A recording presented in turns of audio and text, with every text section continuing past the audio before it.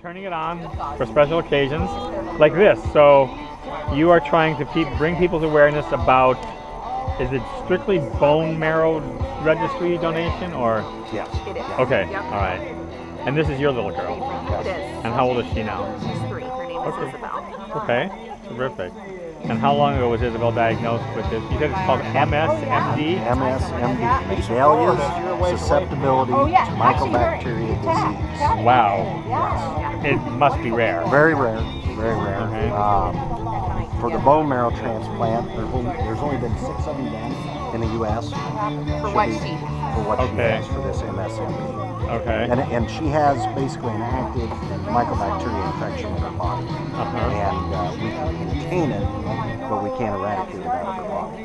Okay. So she was actually diagnosed last year. We went into the hospital March 31st in Iowa City. And she wasn't diagnosed until I believe it was May 14th that they actually told us what she had. Because they didn't know? I mean, it was that unusual and that difficult to find. Yeah.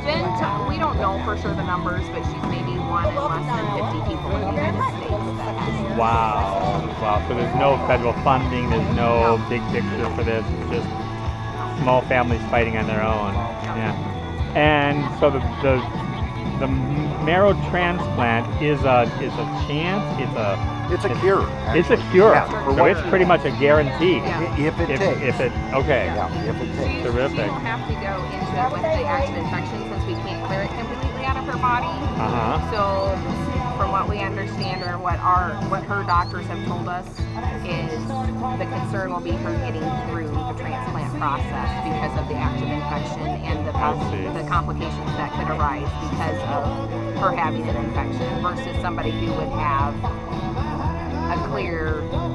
And how difficult is it to find a match? I mean, is it 1 in a million people, question. 1 in 100 people who? Our problem is, we're right now, since we have to go out of state, we've got to go to Chicago to have this done. The University of Iowa won't even do this.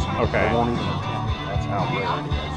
And they are taking direction from the National Institute of Health. So Chicago is one of the locations where we can go. So we don't know for certain the numbers and everything because we have to get approved by insurance to go over.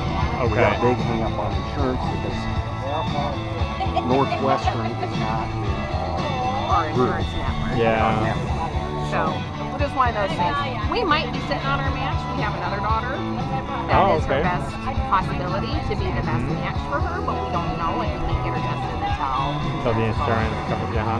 However, if she's not the match, according to the statistics from Be the Match, since there are professionals in our go-to in this, that only 30% of families find their match within their family.